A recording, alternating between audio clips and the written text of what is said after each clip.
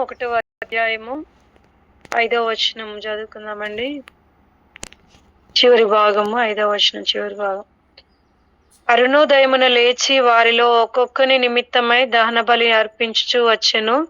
యోబు నిత్యము అలాగున చేయుచుండెను.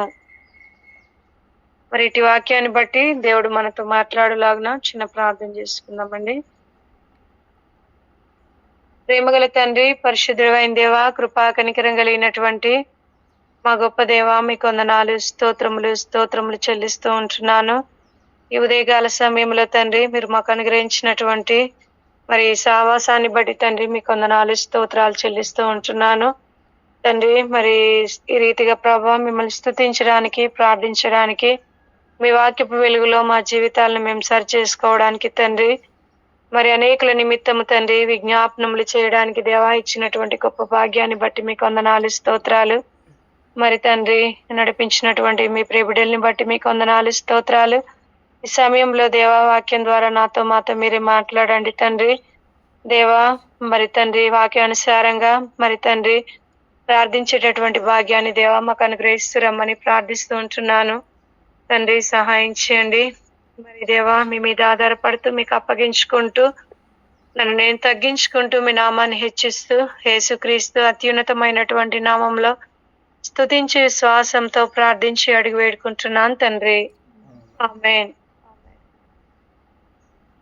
మరి దినాన మరి యోబు చేసినటువంటి విజ్ఞాపనం గురించి మరి మనము నేర్చుకుందామండి, తెలుసుకుందాం.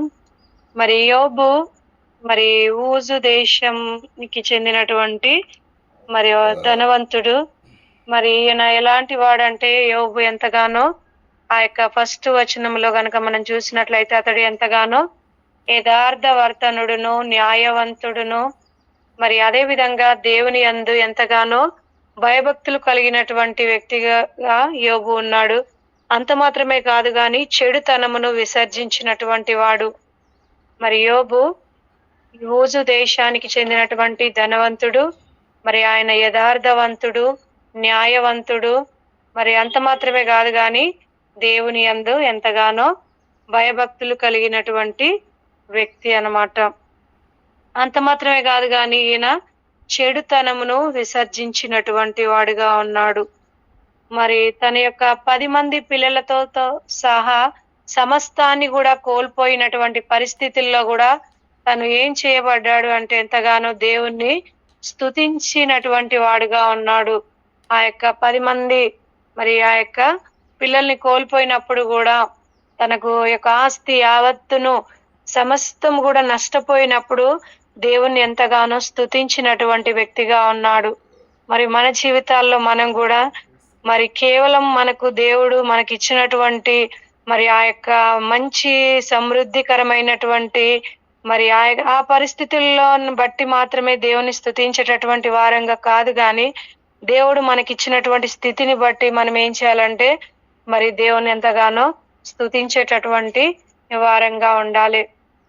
ఒక మంచి ఆదర్శవంతమైనటువంటి తండ్రిగా మనం యోబుని చూడవచ్చు అన్నమాట. ఆ యొక్క 5వ వచనంలో గనక మనం చూసినట్లయితే మరి తన యొక్క అరుణోదయమున లేచి ఉదయాన్నే లేచి ఏం చేస్తున్నాడంటే మరి ఒక్కొక్కరి నిమిత్తం తన యొక్క పిల్లల నిమిత్తము ఒక్కొక్కరి నిమిత్తము మరి ఎంతగానో దహన బలులను అర్పించినటువంటి వాడుగా మరి ఉన్నాడు. ఆయన మరి నిత్యము కూడా ఆ విధంగా చేస్తూ ఉన్నాడు. తన యొక్క పిల్లల నిమిత్తమై, తన యొక్క కుమార్తెల నిమిత్తమై ఒక్కొక్కరి నిమిత్తము ఎంతగానో దేవునికి దహన బలులను అర్పించినటువంటి వాడుగా ఉన్నాడు. నిత్యము ఆ విధంగా మరి ప్రార్థన చేసినటువంటి వాడుగా యోబు ఉన్నాడు అన్నమాట. అలాంటి మరి మనం కూడా దేవుడు మనకిచ్చినటువంటి పిల్లల విషయమై దేవునికి ఎంతగానో ఒక్కొక్కరి నిమిత్తం మనము ప్రార్థించేటటువంటి వారంగా ఉండాలని దేవుని యొక్క వాక్యము సెలవిస్తుంది అన్నమాట. అంత మాత్రమే కాదు గాని మరి ఆయన ఒక ఆదర్శవంతమైనటువంటి ఒక భర్తగా కూడా యోబు ఉన్నాడనమాట.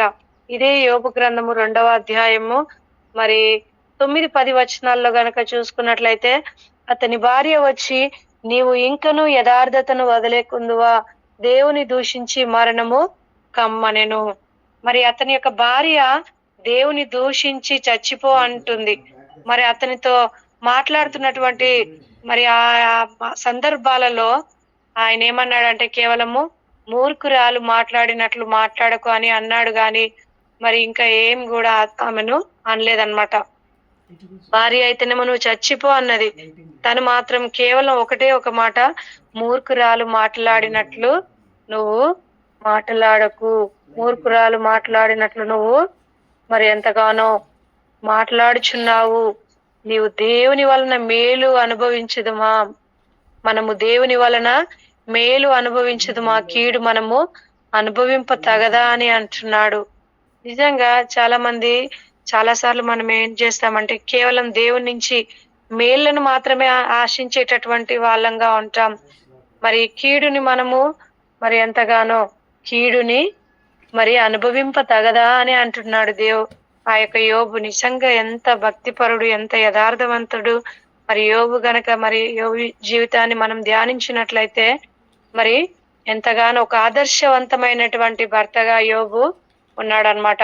తన యొక్క నోటి మాట చేత కూడా ఎంతగానో పాపం చేసినటువంటి వాడుగా లేడనమాట. తన నోటి మాట మరి ఎంతగానో జాగ్రత్తగా మాట్లాడినటువంటి వాడుగా ఉన్నాడు. అదే వేరే వాళ్ళైతే ఇంకా మరి ఒకటంటే ఇంకొకటి అంటారు, కానీ యోబు అలా అనలేదు. చనిపో అన్నప్పటికీ కూడా కేవలం మూర్ఖురాలు మాట్లాడినట్లు నువ్వు మాట్లాడుచున్నావు అని మాత్రమే అన్నాడు, కానీ ఇంకా ఏమి కూడా అనలేదు. తన నోటి మాట ద్వారా కూడా దేవునికి విరుద్ధంగా పాపం చేసినటువంటి వాడుగా యోబు లేడనమాట. మరి అంత మాత్రమే కాదు, కానీ మరి యోబు జీవితంలో మనం చూసినట్లయితే ఒక ఆదర్శవంతమైనటువంటి ఒక మంచి స్నేహితుడిగా కూడా యోబు ఉన్నాడనమాట. ఒక ఆదర్శవంతమైనటువంటి ఒక స్నేహితుడిగా కూడా యోబు ఉన్నాడు. ఇదే యోబు గ్రంథము. మరి అదే విధంగా మరి 42వ అధ్యాయము, యోబు గ్రంథము 42వ అధ్యాయము మరి 8 నుంచి 10 వచనాలు కనుక తీసుకున్నట్లయితే, కాబట్టి 7 ఎడ్లను 7 పొట్టేళ్లను మీరు తీసుకుని నా సేవకుడైన యోబునొద్దకు పోయి మీ నిమిత్తము దహన బలి అర్పింపవలను. అప్పుడు నా సేవకుడైన యోబు మీ నిమిత్తం ప్రార్థన చేయును. మీ అవివేకమును బట్టి మిమ్మును శిక్షింపకయుండునట్లు నేను అతన్ని మాత్రము అంగీకరించదను. ఏలయనగా నా సేవకుడైన యోబు పలికినట్లు మీరు నన్ను గూర్చి యుక్తమైనది పలుకలేదు. ఆ యొక్క 9-10 వచనాల్లో కూడా తేమానీయుడైన ఎలీఫజును, షూహీయుడైన బిల్దదును, మరి నయమతీయుడైన జోఫరును పోయి యెహోవా తమకు ఆజ్ఞాపించినట్లు చేయగా యెహోవా వారి పక్షమున యోబును అంగీకరించును. మరియు యోబు తన స్నేహితుల నిమిత్తము ప్రార్థన చేసినప్పుడు యెహోవా అతని క్షేమ స్థితిని మరలా అతనికి దయచేసెను. మరి యోబు ఎంతగానో మరి ఆ యొక్క స్నేహితుల నిమిత్తం ఎంతగానో మరి ప్రార్థన చేసినటువంటి వ్యక్తిగా ఉన్నాడు. మరి సాతాను దేవునితో మరి వాదం పెట్టుకున్నాడు. నీవు యోబుకు అన్ని అనుగ్రహించావు కాబట్టి ఆయన నిన్ను సేవిస్తున్నాడు, అవి తీసివేస్తే నీ జోలికి రాడు అని. ఆ సందర్భంలో దేవుడు మరి యోబు ప్రాణమును తప్ప తనకు కలిగినదంతయు ఏం చేసినాడంటే తీసివేసినటువంటి వాడుగా ఉన్నాడు. సాతాను చేతికి అప్పగించాడు. సాతాను మరి అనేక విధాలుగా యోబును ఏం చేస్తూ వచ్చాడంటే శోధిస్తూ బాధించాడు. మరి తనకున్నటువంటి ఆ యొక్క 10 మంది పిల్లలు చనిపోయారు. భార్య సైతం అతని మీద తిరగబడింది. ఆరోగ్యం అనేది కూడా ఎంతగానో క్షీణించిపోయింది. అట్లాంటి పరిస్థితుల్లో కూడా యోబు యొక్క ఆ 3 స్నేహితులు మరి తేమానీయుడైనటువంటి ఎలీఫజును, షూహీయుడైనటువంటి బిల్దదును, నయమతీయుడైనటువంటి జోఫరును ఆదరించడానికి మరి వాళ్ళు ఏం చేయాలి, అట్లాంటి సమయంలో ఎంతగానో మరి ఆదరించడానికని వచ్చి వారు కూడా మరి వారి మాటల చేత యోబును మరింత ఎక్కువగా వేధించినటువంటి వారుగా ఉన్నారు.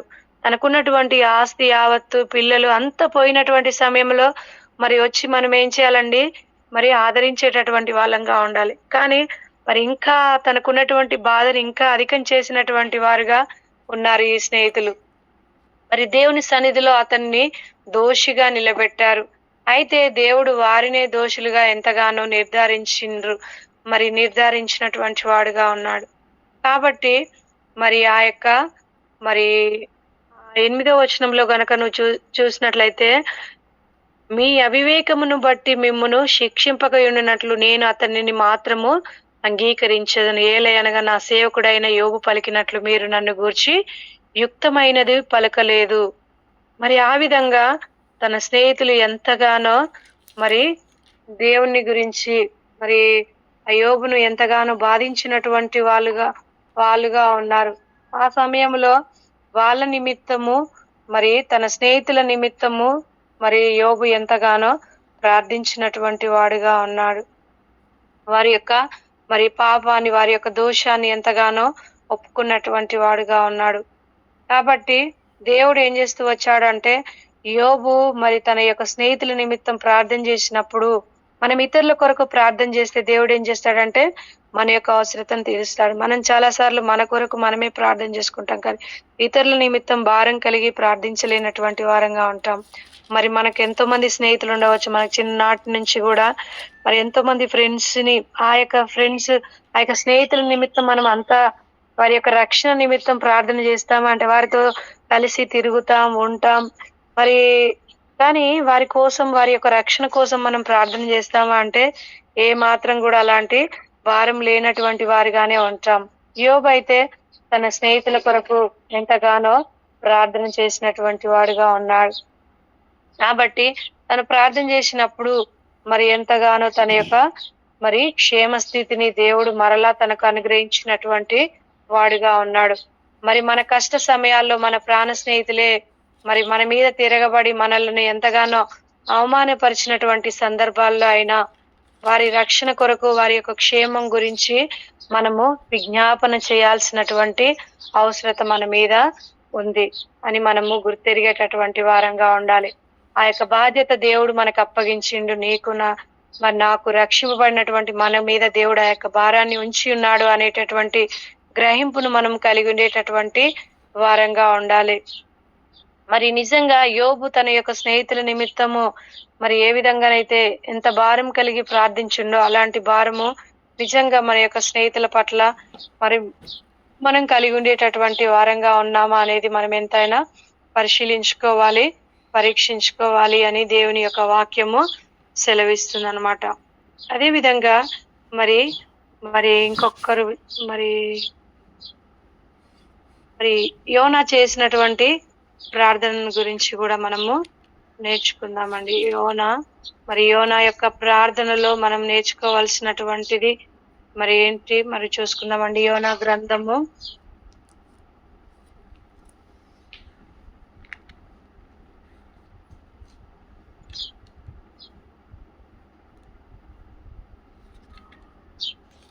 'యోనా' మరి ఎంతగానో 'యోనా' గ్రంథము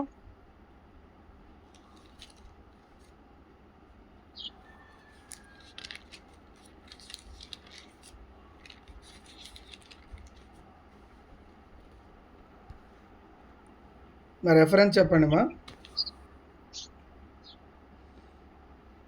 నిమిషం బ్రదర్.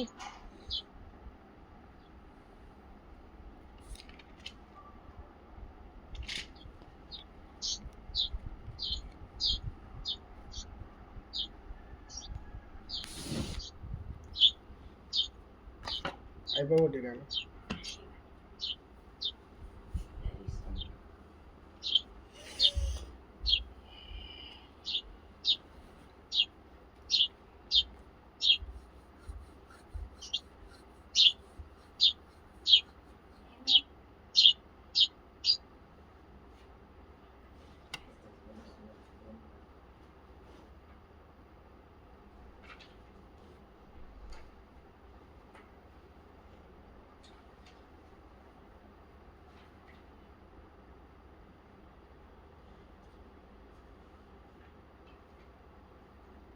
సరే అండి. రోమీలకు రాసినటువంటి పత్రిక 12వ అధ్యాయము 12వ వచనము. రోమా 12వ అధ్యాయము 12వ వచనము.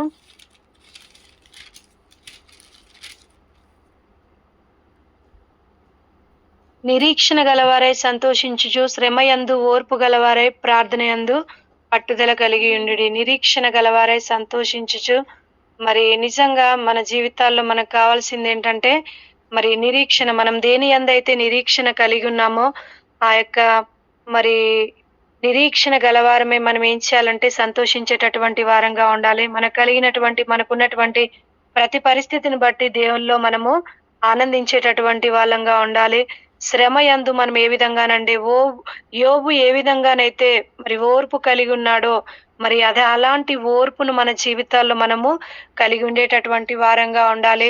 మరి అంత మాత్రమే కాదు గాని ప్రార్థన యందు పట్టుదల కలిగి ఉండేటటువంటి వారంగా ఉండాలని దేవుని యొక్క వాక్యం సెలవిస్తుంది. మరి జీవితంలో మరి చెలరేగినటువంటి ఆ యొక్క తుఫాను లాంటి పరిస్థితులు మన జీవితాల్లో మనకు ఎదురైన సమస్యల మరి సుడిగుండాల్లో మనము చిక్కుకొని ఉన్నా గూడా మరి ఏ మాత్రం గూడా పరిష్కారం లేనటువంటి ఆయా సందర్భాల్లో గానివ్వండి, మరి ఎంతగానో దేవుని యొద్దకు వచ్చి మరి ఆ యొక్క సమాధానం లేనటువంటి పరిస్థితుల్లో గూడా దేవుని మనం ఆశ్రయించి భారము కలిగి మనం ప్రార్థించినప్పుడు నిజంగా మనకు దేవుడు ఎంతగానో మరి మన యొక్క ప్రార్థనలకు జవాబును అనుగ్రహించేటటువంటి దేవుడు మన దేవుడు. చాలా సార్లు మనం ఏం చేస్తామంటే మరి దేవుని యందు నిరీక్షణ లేనటువంటి వారంగా ఉంటాము. మరి ఏ మాత్రం కూడా ఓర్పు లేనటువంటి వారంగా ఉంటాము. మరి అసహనం అనేది వస్తూ ఉంటుంది. చాలా సార్లు మనం ప్రార్థించగానే మన ప్రార్థనకు జవాబు రావాలి అని అనుకుంటాము. కానీ దేవుడు మరియు యోబు యొక్క జీవితాన్ని బట్టి మనం నేర్చుకోవాల్సింది ఏంటంటే ఓర్పును, సహనాన్ని ఎంతగా ఓర్చుకున్నాడంటే యోబు మరి ఎంతో సహనాన్ని చూపిస్తూ వచ్చాడు. మరి నిజంగా దేవాది దేవుడు చూపించినటువంటి అలాంటి సహనము, ఓర్పును మరి యోబు యొక్క జీవితంలో మనం ఎంతగానో చూడవచ్చు అన్నమాట. మరి మరి మనం మన జీవితాల్లో ఆ యొక్క చాలా సార్లు మనం అన్నిటి కోసం ఎదురు చూస్తూ ఉంటాం. ఒక బస్ స్టాండ్‌లో గానివ్వండి, ఒక రైల్వే స్టేషన్‌లో గానివ్వండి, ఆ బస్ కోసం వెయిట్ జేయాలంటే మరి ఎంతసేపైనా ఎదురు చూస్తూ ఉంటాం. మరి ఆలస్యమైతే మరి ఆ యొక్క ట్రాఫిక్ జామ్ అయిందిలే, కాస్త ఆలస్యం అయిందిలే అని జెప్పేసి బస్సు వస్తుంది అనేటటువంటి నిరీక్షణలోనే మనం ఏం జేస్తామంటే ఆ బస్ కోసం, ట్రైన్ కోసము ఆ యొక్క నిలబడి వెయిట్ జేస్తూ ఉంటాం. కానీ మన ప్రార్థనల విషయంలో గూడా మరి అలాంటి నిరీక్షణ కలిగి మనం ఉండేటటువంటి వారంగా ఉండాలని దేవుని యొక్క వాక్యము సెలవిస్తుంది. అనేక సందర్భాల్లో మన ప్రార్థనలకు సమాధానం రాకుండా మన పాపములే వాటికి అడ్డుగోడలుగా ఉంటున్నాయి. మన యొక్క అవిధేయతలే వాటికి అడ్డుగోడలుగా ఉంటున్నాయి. నిజంగా మన జీవితాల్లో మరి మన యొక్క ప్రార్థనకు మనం జవాబును పొందుకోవట్లేదు అంటే అక్కడ ఏదో ఒకటి ఉన్నది, అడ్డుగా ఉన్నది. ఆ అడ్డుగా ఉన్నటువంటి దాన్ని దేవునికి ఆయాసకరమైనటువంటి వాటిని మనం విడిచిపెట్టి ప్రార్థన చేసినట్లయితే దేవుడు మన యొక్క మనవిని తప్పకుండా ఆలకిస్తాడు. మన యొక్క ప్రార్థనకు జవాబును అనుగ్రహిస్తాడు. శ్రమల యందు కూడా ఓర్పు కలిగి ఉండాలి. ఎట్లా అంటే ఒక మరి గర్భవతిగా ఉన్నటువంటి ఒక స్త్రీ తన బిడ్డ కోసం ఎంతో ఓర్పుతో ఆ బిడ్డను పొందుకునే వరకు ఎంతగానో ఎదురు చూస్తూ ఉంటుంది. ఆ యొక్క మరి ఎంతో ఎట్టి పరిస్థితుల్లో కూడా మరి మరి ఎంతగానో ఎదురు చూస్తూ ఉంటుంది. ఎందుకంటే ఆ యొక్క బిడ్డకు అన్ని అవయవాలు సరిగ్గా ఏర్పడాలి, తన బిడ్డ ఆరోగ్యవంతంగా ఉండాలి అని మరి అప్పటి వరకు కూడా ఎంతగానో ఒక తల్లి ఒక బిడ్డను మోయడానికి ఆ యొక్క 9 మాసములు కూడా ఎంతగానో ఎదురు చూస్తూ ఉంటుంది, ఆరోగ్యవంతమైనటువంటి మరి బిడ్డను కనడానికి. మనం కూడా సంపూర్ణమైనటువంటి మరి ఆ యొక్క దేవుని యొక్క ఆశీర్వాదాలను మనం పొందుకోవాలంటే ఓర్పుతో, సహనంతో మనం ఎదురు చూడాల్సినటువంటి వారంగా ఉండాలి. శ్రమ, ఓర్పు మరి ఓర్పు పరీక్ష నిరీక్షను కలుగజేయునని మరి ఇదే రోమీలకు రాసినటువంటి పత్రిక 5వ అధ్యాయము 3-4 వచనాల్లో దేవుని యొక్క వాక్యము సెలవిస్తుందన్నమాట. శ్రమ యందు మనం ఏం చేయాలంటే మరి అతిశయించేటటువంటి వారంగా ఉండాలి. శ్రమ అనేది మన జీవితానికి ఒక మేలు అనేటటువంటి గ్రహింపును మనం కలిగి ఉండేటటువంటి వారంగా ఉండాలి. కీడు మాత్రమే మరి కాదు గాని దేవుని యొక్క మరి దేవుడిచ్చేటటువంటి ఆ యొక్క కీడు వెనుక కూడా దేవుడు ఎంతగానో ఒక మేలును దాచి ఉంచేటటువంటి దేవుడు మన దేవుడు. చివరిగా మరి పట్టుదల కలిగి మనం ప్రార్థించాలి. నిజంగా ఎంతవరకు మరి మనం పొందుకునేంత వరకు ఈ యొక్క పట్టుదల అనేది ఉండాలి. అనేక సందర్భాల్లో మరి ప్రార్థిస్తూ ఉంటాం కానీ పట్టుదల అనేది ఉండదు. 2-3 సార్లు, మహా అంటే 5 సార్లు ప్రార్థన చేస్తాం, 10 సార్లు ప్రార్థన చేస్తాం కానీ అంతకంటే మించి మరలా మనం ప్రార్థన చేస్తామా ఆ విషయం గురించి అంటే ఆ విషయాన్ని పక్కన పెట్టేటటువంటి వాళ్ళంగా ఉంటాం. కానీ మనం ఏం చేయాలంటే పట్టుదల కలిగి మనం ప్రార్థించాలని దేవుని యొక్క వాక్యము సెలవిస్తుందన్నమాట. మన ప్రార్థనకు దేవుడు సమాధానము మరి ఇస్తాడు అనేటటువంటి నిరీక్షణ, పట్టుదల కలిగి విసుకక మనము ప్రార్థించేటటువంటి వాళ్ళంగా ఉండాలి. విసిగిపోకూడదు ప్రార్థనలో. మనం ఏమాత్రం కూడా మరి దేవుని నుంచి జవాబును పొందుకోవాలంటే మనము పట్టుదల కలిగి మరి నిరీక్షణ కలిగి శ్రమయందు ఓర్పుతో మరి ఉండి మనం ప్రార్థించేటటువంటి వారంగా ఉండాలి.